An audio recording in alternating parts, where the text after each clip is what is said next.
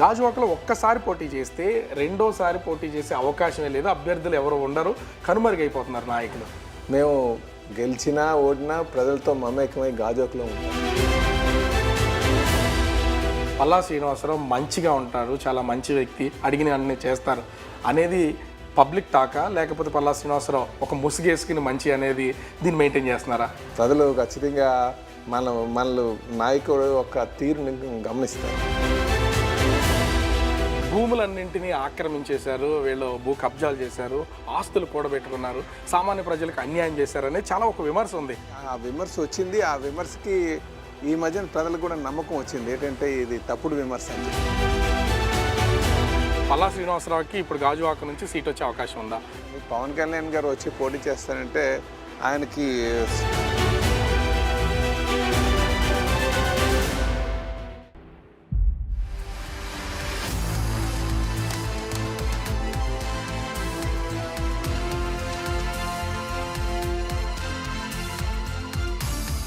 రాజకీయాల్లో నెమ్మదిగా ఉండడం, ఎవరి మీద విమర్శలు చేయకుండా రాజకీయాలు చేయడం ఈ రోజుల్లో సాధ్యమేనా?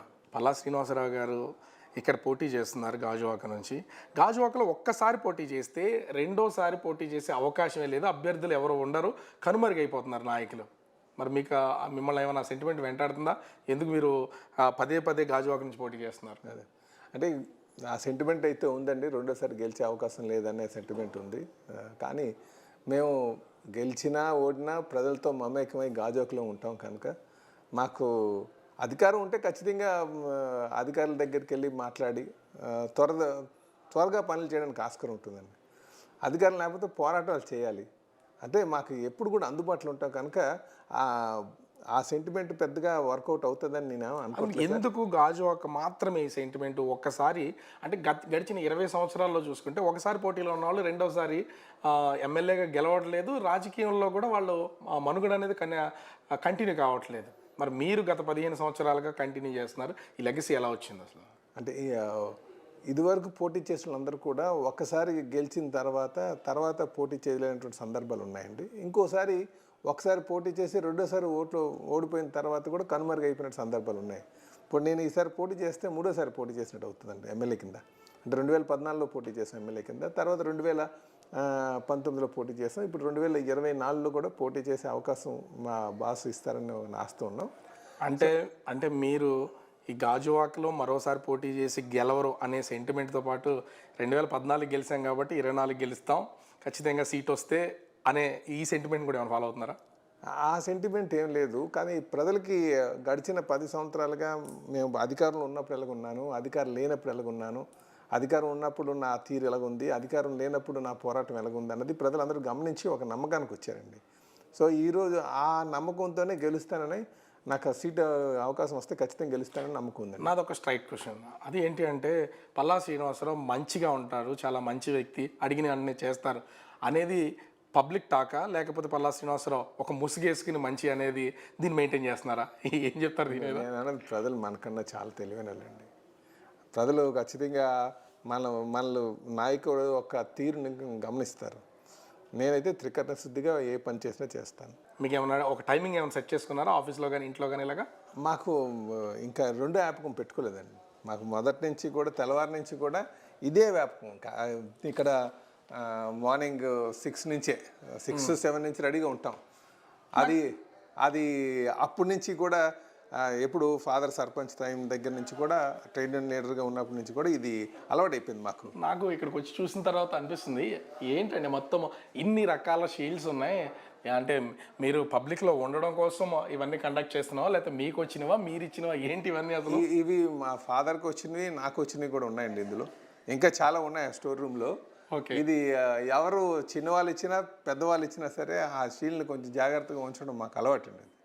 సో ఇది మరి రెండో తరం రాజకీయ నేతలుగా ఉన్నాం కనుక ఇవన్నీ కూడా అప్పటి నుంచి వచ్చినటువంటి మాట, ఈ జ్ఞాపకార్థంగా ఉంచాం అలాగా. ఓకే, ప్రజలు మా మీద ఉన్నటువంటి నమ్మకాన్ని గుర్తుగా ఇచ్చినవండి ఇవన్నీ. సో ఇన్ని సంవత్సరాల మీ రాజకీయానికి సంబంధించి చాలా సింపుల్గా ఒకటి అడుగుతాను. పల్లా శ్రీనివాసరావు వ్యాపారాలు చేశారు, ఆస్తిపరులు ఇన్ని ఉన్నాయి. దీంతో ఇదే మిమ్మల్ని కాపాడుతూ వస్తుందా? మీరు రాజకీయంగా ఎదగడానికి ఈ ఆర్థికంగా బలంగా ఉండడం ఒక్కటే కారణం అనుకోవాలా?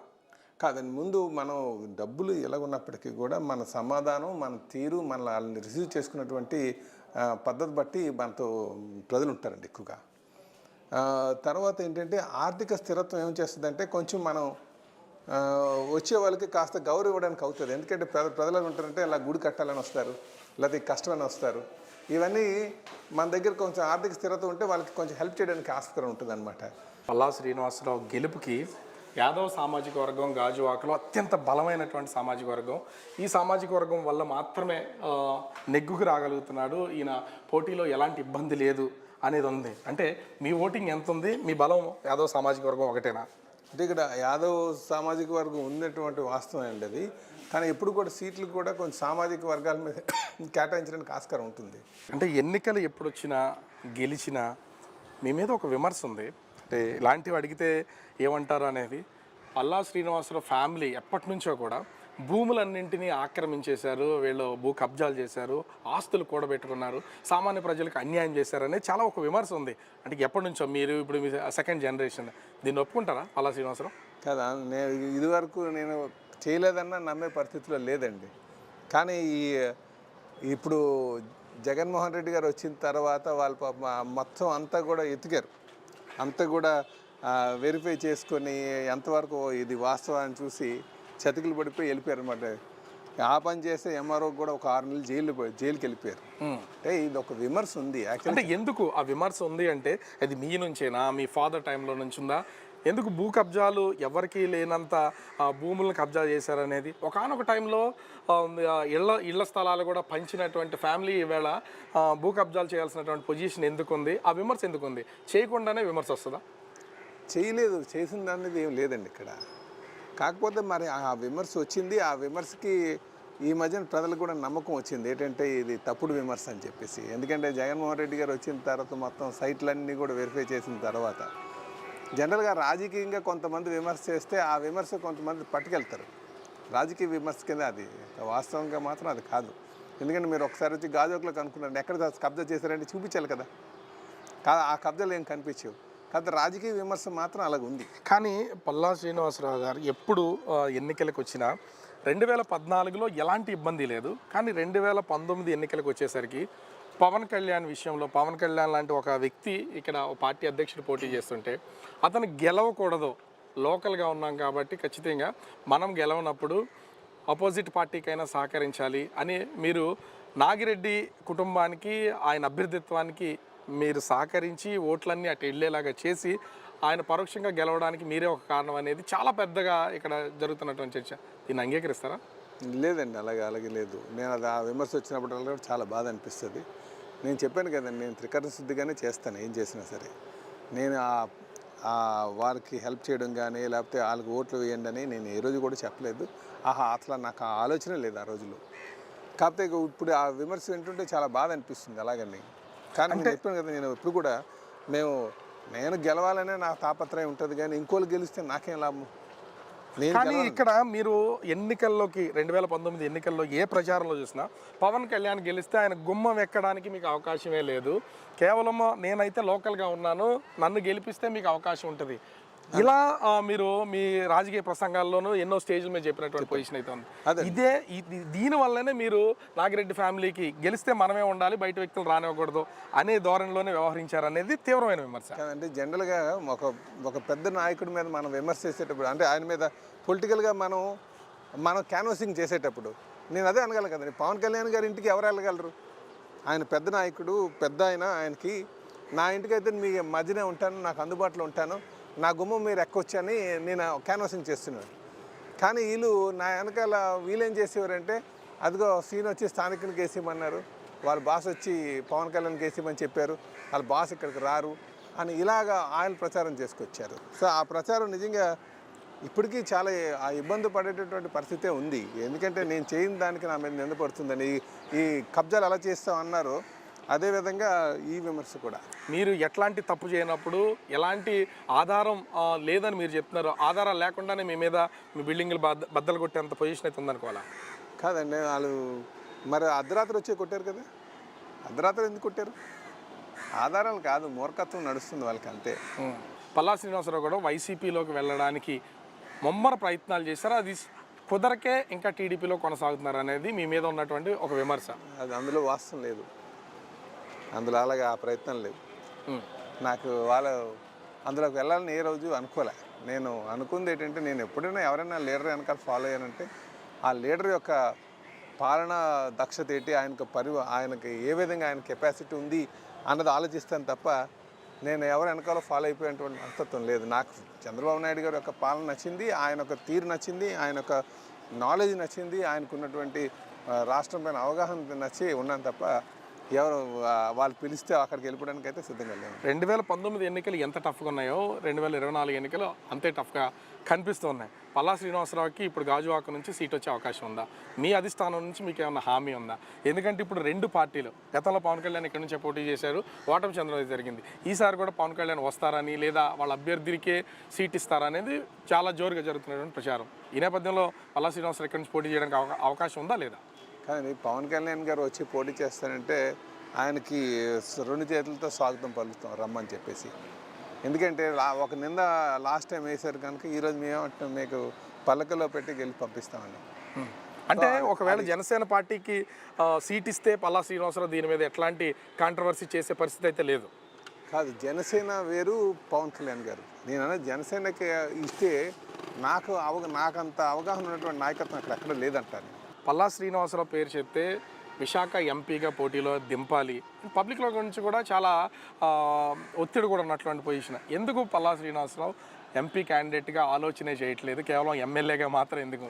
అంటే ఇప్పుడు జరుగుతున్నటువంటి రాజకీయాలు తట్టుకోలేక? అంటే ఈరోజు ఉన్నటువంటి పరిస్థితులు వేరండి. ఎంపీగా అంటే కొంచెం ఆర్థిక స్థిరత్వం ఉండాలి, ఆర్థిక స్థిరత్వంతో ముడిపడి ఉందన్నమాట. ఎందుకంటే మిగతా అందరికి కూడా సపోర్ట్ చేయాలి. ఇప్పుడు మన స్థాయి ఏంటంటే ఒక ఎమ్మెల్యేగా పోటీ చేసేంత స్థాయి తప్ప, అంటే ఆర్థికంగా మిగతా అంతకన్నా పైన ఎప్పుడు కూడా ఆలోచించలేదు. మనం ఆర్థిక వనరులు సమకూర్చుకోవాలి, పోటీ చేయాలి. కనుక అంత ఆర్థిక వనరులు నేను సమకూర్చగలనని నా నమ్మకం నాకు లేదు ఎంపీగా. అందుకనే ఎమ్మెల్యే వరకు సరిపెట్టుకుంటే పేరుకి మాత్రం సైలెంట్గా ఉండే పల్లా శ్రీనివాసరావు ఉద్యమాల సమయంలో ఎందుకు ఒక్కసారిగా గళం విప్పుతున్నారు, ప్రజల్లోకి వెళ్తున్నారు? కేవలం మీ మనుగడని కాపాడుకోవడం కోసమా? ఉదాహరణకి చాలామంది నాయకులు స్టీల్ ప్లాంట్కి సంబంధించి మద్దతు ఇచ్చారు, కానీ ఒక్క పల్లా శ్రీనివాసరావు మాత్రమే నిరాహార దీక్షలు కూర్చొని ప్రాణాల దాకా పోగొట్టుకునే స్టేజ్ వరకు వెళ్ళింది. ఎందుకు? మీ ఉనికి కోల్పోతున్నారనా? నా ఉనికి ఏం లేదండి, అందులో నా ఉనికి ఎప్పుడు కూడా కోల్పోం. ఎందుకంటే ప్రజల్లో మమేకమై ఉన్నప్పుడు వాళ్ళు అలా గుర్తుపెట్టుకుని ఉంటారు. కాకపోతే నాయకుడు అనే నమ్మకం రావాలి కదా. పోరాటం ఏదో ఒక దగ్గర ఆవేదన డిసైడ్ చేస్తుంది. ఆవేదన ఏంటంటే స్టీల్ ప్లాంట్ మీద చాలామంది ఆధారపడి ఉన్నారు. సుమారు 8,500 మంది ఇంకా ఉద్యోగాల కోసం ఉన్నారు. అలాగే ఆ స్టీల్ ప్లాంట్ ఉంటే ఈ ప్రాంతం బాగా అభివృద్ధి చెందుతుంది. ఆ స్టీల్ ప్లాంట్ వచ్చిన వల్ల ఇక్కడ అందరూ సుభిక్షంగా ఉన్నారు.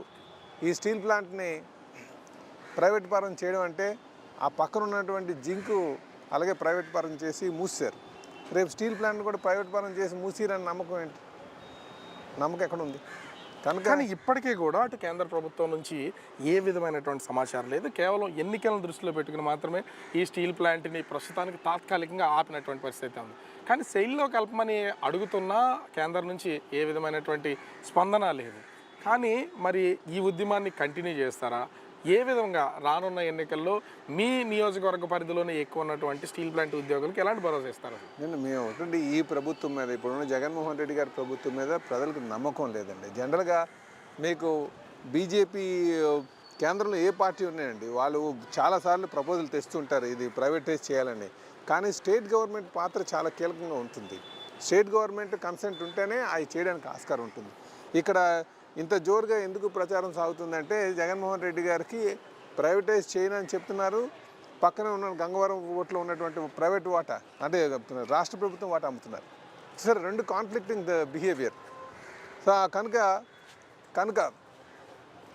వారికి ఈ గవర్నమెంట్ మీద నమ్మకం లేదు. కానీ రేపు తెలుగుదేశం పార్టీ వస్తే ఖచ్చితంగా స్టీల్ ప్లాంట్ పరిరక్షిస్తారు. ఎందుకంటే గతంలో కూడా చంద్రబాబు నాయుడు గారు అక్కడ వాజ్పేయి గారు ఉన్నప్పుడు పరిరక్షించారు. ఈరోజు కూడా మా మేనిఫెస్టోలో పెడతాం, ఖచ్చితంగా స్టీల్ ప్లాంట్ మేము పరిరక్షిస్తామని చెప్పేసి.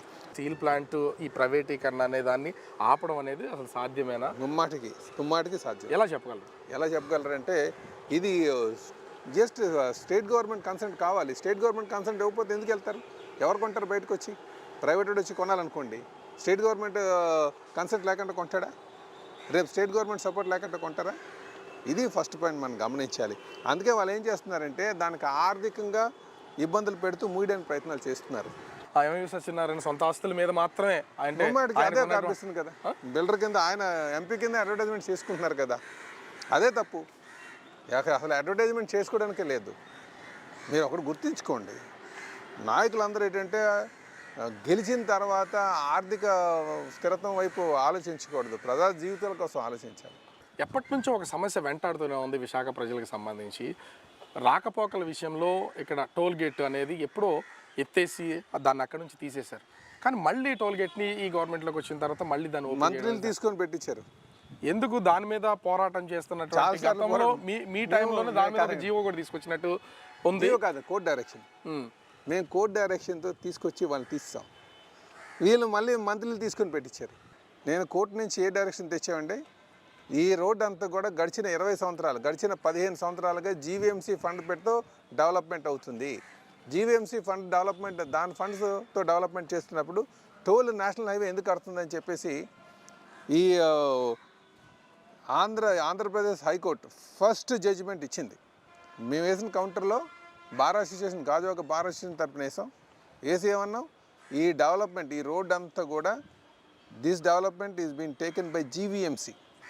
మొత్తం వాళ్ళు సుమారు 100 కోట్లు 150 కోట్లు పెట్టి ఈ రోడ్ అంతా అభివృద్ధి చేశారు. ఈరోజు మెయింటెనెన్స్ కూడా వాళ్ళే చేస్తున్నారు. అలాంటి పరిస్థితుల్లో ఎందుకు వీళ్ళు టోల్ కలెక్ట్ చేస్తున్నారని చెప్పేసి వేస్తే high court chief justice Praveen Kumar గారు ఆయన ఫస్ట్ జడ్జిమెంట్ ఇస్తే నాకు చాలా సంతోషంగా ఉంది ఈ జడ్జిమెంట్ ఇవ్వడం. ఎందుకంటే ఇది పబ్లిక్ ఇంట్రెస్ట్ లిటిగేషన్, ఇందులో వాస్తవం ఉంది. సో హైకోర్టు అమరావతికి వచ్చిన ఫస్ట్ జడ్జిమెంట్ దాని మీద ఇచ్చారు.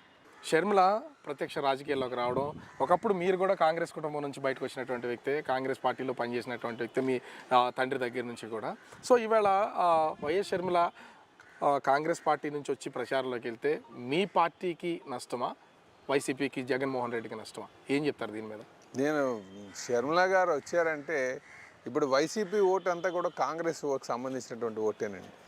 ఆవిడ షర్మిల గారు వచ్చారంటే ముమ్మాటికి అది వైసీపీ ఓటే పట్టుకెళ్ళేటువంటి పరిస్థితులు కనిపిస్తున్నాయి.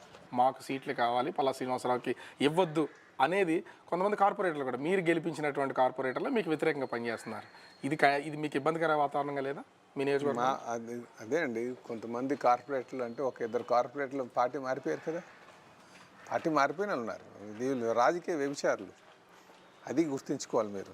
ఎందుకంటే అధికారం గెలిచి కోల్పోయి మళ్ళీ ఇటు వచ్చి డ్రామాలు ఆడుతున్న వాళ్ళని ఏమంటారు, వ్యభిచారులు అంటారా? అదే అనమాట. అలాంటి వాళ్ళ కోసం మాట్లాడుకుని ఏం ప్రయోజనం? కనుక నాకైతే నమ్మకం ఉంది. ఇప్పుడు ఎవరైతే వ్యతిరేకిస్తున్నారో వాళ్ళు గడిచిన 5 సంవత్సరాలుగా పార్టీ ఇచ్చినటువంటి కార్యక్రమంలో ఎక్కడున్నారో చూపించమని. కార్యక్రమంలో తిరగకంట మేము వ్యతిరేకిస్తానంటే ఎక్కడ వస్తుంది? అలాంటివన్నీ చాలామంది ఉంటారు. సో నేను ఎవరైతే పార్టీ కోసం కష్టపడ్డారో అనేది క్లియర్గా పార్టీ దగ్గర డేటా ఉంది. పార్టీ ఇచ్చినటువంటి కార్యక్రమంలో పాల్గొన్నటువంటి వాళ్ళు. సో ఇప్పుడు అంటే ఫైనల్గా చూస్తే అటు టీడీపీ జనసేన రెండు కలిసి ప్రయాణం చేస్తున్నాయి. ఇప్పుడు ఆల్రెడీ మీరైతే ఒక క్లారిటీ ఇచ్చేసినటువంటి పొజిషన్, పవన్ కళ్యాణ్ వస్తే నేను సీట్ త్యాగం చేయడానికైనా వెనకాడేది లేదు, కానీ పవన్ కళ్యాణ్ కాకుండా వేరే ఎవరు వచ్చినా కూడా నేను పోటీలో ఉన్నాను, నేను ఉంటాను అని. కానీ అల్టిమేట్గా పార్టీ అధిష్టాన నిర్ణయం తీసుకుంటాం. కానీ ఇప్పటి వరకు జనసేన పార్టీతో కలిసి మీరు ప్రయాణం బ్యానర్లు పోస్టర్లో తప్ప కలిసి ప్రయాణం చేస్తూ ఆందోళనలో మీకు సహకరించి అంతగా అటు జనసేన పార్టీ నుంచి కానీ లేదా మీ పార్టీ నుంచి కానీ కలుపుకుని వెళ్తున్నది ఎక్కడా కనిపించినటువంటి పరిస్థితి అయితే లేదు. దీని గురించి ఏం చెప్తారు? అలాగే లేదు, కలిసిన ఏదైతే ఉమ్మడిగా మాకు పోరాటాల మీద ఇచ్చారో అవన్నీ కలిసి చేసాం. మళ్ళీ ఇప్పుడు సీట్లు దాని మీద ఉన్నారు, పోరాటాలు అయితే అందరూ కలిసి చేస్తున్నారు. సో ఖచ్చితంగా చెప్పగలరా ఫైనల్గా పల్లా శ్రీనివాసరావుకి ఖచ్చితంగా టీడీపీ నుంచి నేను గతంలో నేను ఎమ్మెల్యేగా పనిచేశాను, అభివృద్ధి చేశాను, 2014 పోటీ చేశాను, ఓడిపోయాను, 2019లో 24లో నన్ను పరిశీలించడం చెప్తున్నటువంటి పల్లా శ్రీనివాసరావు ఇంత నెమ్మదిగా, అదేవిధంగా ప్రజలందరికీ 5 సంవత్సరాలు అందుబాటులో ఉన్నానని చెప్పుకునే మీకు పరిశీలనలో సీటు వచ్చే అవకాశం ఉందా లేదా? కరాఖండిగా చెప్పండి, తేల్చి. వస్తుందండి ముమ్మాటికి. అంటే ఇప్పటివరకు అనుకున్నట్టు జనసేన నుంచి ఏ విధమైన ఇబ్బంది అయితే మీకు ఉత్పన్నమయ్యే అవకాశం అయితే లేదు. గతంలో పవన్ కళ్యాణ్ దాదాపుగా 70-80 వేల ఓట్లు సాధించాడు కాబట్టి ఆ ఇబ్బంది అయితే మా ఇద్దరికి 1500 తేడా, పవన్ కళ్యాణ్ గారికి నాకు 1500 తేడా. మీకు ఒకటేనండి, ఇక్కడ పార్టీ గెలిచే వాళ్ళకే ఇస్తుంది, అది పరిశీలిస్తుంది. సో అందులో నా పేరు ఉంది అని ఒక నమ్మకం. కానీ ఇక్కడ అంటే మేజర్గా చూస్తే ఆమ్, పల్లా శ్రీనివాసరావు తన రాజకీయ ప్రయాణంలో, రాజకీయ ప్రస్థానంలో ఎన్నో ఒడిదుడుకులు చూస్తూనే వచ్చారు. మీ నాయకుడు కూడా జైలుకి వెళ్ళినప్పుడు ఆ పరిస్థితిని కూడా మనం గమనించాం. ఆ టైంలో పార్టీ అంతా చెల్లాచెదురైపోయింది. మళ్ళీ ఇప్పుడు మేమే లోకి వస్తాం, అధికారం సాధిస్తాం అని చెప్పుకునే పొజిషన్కి వచ్చారు.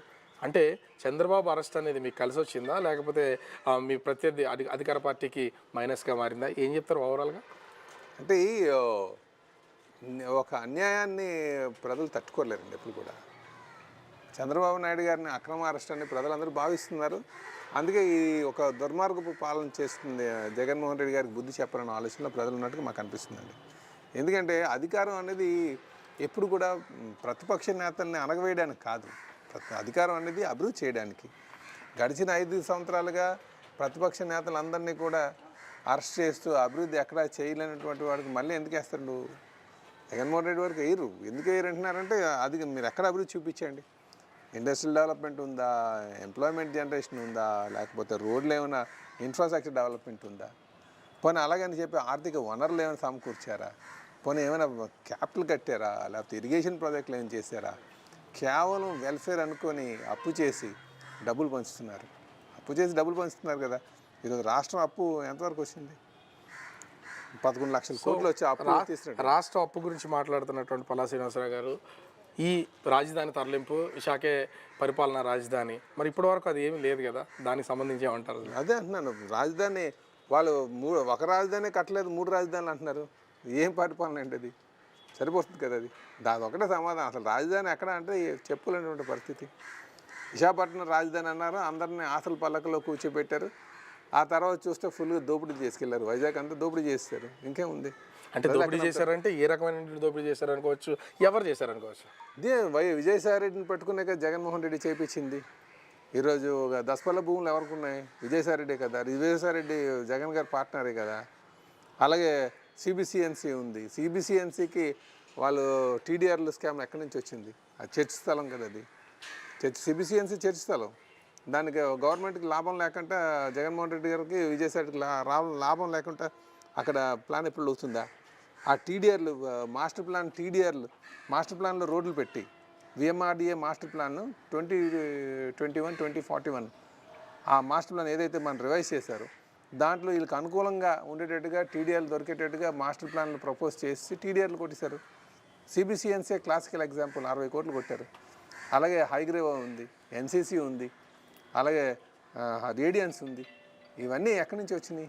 అలా కాకుండా మాస్టర్ ప్లాన్లో వాళ్ళు ముందుగానే స్థలాలు కొనుక్కొని దాని గుండా మాస్టర్ ప్లాన్ రోడ్ వేయించుకున్నారు. మరి ఎందుకు ఇన్ని స్కామ్లు ఉన్నాయి, ఇన్ని భూములన్నీ కొట్టేశారని చెప్పినా కూడా ప్రతిపక్షంలో ఉన్నటువంటి ఒక టీడీపీ నుంచి కానీ మీ పార్టీకి సంబంధించిన నాయకులు కానీ దీని మీద ఎందుకు పోరాటం చేయడమో, లేదా దీన్ని ఇంకా పెద్ద చేసి ఆ స్కాములు బయట పెట్టడమో, ఆ స్కాములుగా ఎవరైతే బాధితులు ఉన్నారో వాళ్ళకి న్యాయం చేసే దిశకి ఎందుకు పోరాటం చేయలేకపోతున్నారు? పూర్తి స్థాయిలో ఏదైనా స్టార్ట్ చేసి మధ్యలో వదిలేస్తున్నారు. మీరు పోరాటం చేయలేదంటున్నారు. పోరాటం చేయకంటేనే ఇవన్నీ మాకు తెలుస్తుందా అని.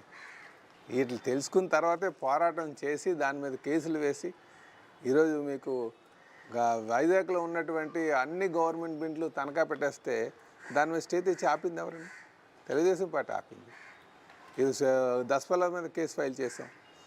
రామానాయుడు ఫోటో స్టూడియో మీద పోరాటం చేసిన తర్వాత హైకోర్టులో కేసు ఫైల్ చేశాం. అటు విశాఖపట్నానికి స్టీల్ ప్లాంట్ ఎంత ఇంపార్టెంటో అదే కోవలోకి వస్తున్నటువంటి రైల్వే జోను, ఇది ఎప్పటికీ కలగానే ఉండిపోద్దా వైజాగ్ ప్రజలకి? ఎందుకు ఇంతమంది ఎంపీలు ఉన్నారు, మీ పార్టీ నుంచి ఉన్నటువంటి ఎంపీలు ఉన్నారు, వైసీపీ నుంచి ఎంపీలు ఉన్నారు, రాజ్యసభ సభ్యులు ఉన్నారు, ఎంతమంది ఉన్నా రైల్వే జోన్ విషయంలో ఎట్లాంటి నిర్ణయం లేదు. మీరు గతంలో కూడా ఒక పార్లమెంట్ అధ్యక్షుడిగా అనేక ధర్నాలు చేసినటువంటి పొజిషన్ అయితే ఉంది. వస్తుందా రైల్వే జోన్ వస్తుంది అనుకోవాలా, లేకపోతే ఇది ఒక కళ అనుకోవాలా? ఫైనల్గా ఏం చెప్తారు? రైల్వే జోన్ అది వస్తుందండి. వాళ్ళు ల్యాండ్ కూడా స్టేట్ గవర్నమెంట్ మీద వాళ్ళ అబాండం వేశారు కదా. అబాండం కాదు, చెప్పారు కదా, ఇంతవరకు ల్యాండ్ అలాట్ చేయలేదని. మేము కట్టడానికి సిద్ధంగానే ఉన్నాం, మాకు ల్యాండ్ ఇంకా వాళ్ళు హ్యాండ్ ఓవర్ చేయలేదని. సో అందుకే అంటున్నాను కదా, ఎంపీ అన్న వాళ్ళు ఏం చేయాలంటే, మీరు ఇందాలు అడిగారు ఎంపీ గారు ఏం చేయాలని. ఎంపీ గారు ఇలాంటివన్నీ కూడా చిన్న చిన్న బాటిల్ నెక్స్, ఎక్కడెక్కడో చిన్న అడ్డంకులతో ఆగిపోయే వాటిని వెళ్ళి డిపార్ట్మెంట్లతో కోఆర్డినేట్ చేసుకొని ఫైల్ మూవ్మెంట్ చేయాల్సినటువంటి బాధ్యత ఎంపీల మీద ఉంటుంది. Right, thank you sir. అంటే మొత్తానికి చూడొచ్చు, విశాఖపట్నానికి సంబంధించి గాజువాక నియోజకవర్గంలో కొనసాగుతున్నటువంటి సెంటిమెంట్ని, ఒక్కసారే ఎమ్మెల్యే అవుతారనే సెంటిమెంట్ని నేను ఖచ్చితంగా బ్రేక్ చేస్తాను. పవన్ కళ్యాణే నేరుగా రంగంలోకి వస్తే సీటు త్యాగం చేయడానికైనా వెనకాడడం, కానీ నేను సీటు సంపాదిస్తే నాకున్నటువంటి సామాజిక వర్గం మొత్తము ఇక్కడ ఉన్నటువంటి ప్రజల మద్దతుతో గెలిచి తీరుతానని పల్లా శ్రీనివాసరావు గారు చెప్తున్నటువంటి పరిస్థితి అయితే కనిపిస్తోంది. కెమెరామెన్ అరుణ్తో రాజు, బిగ్ టీవీ, గాజువాక, విశాఖపట్నం.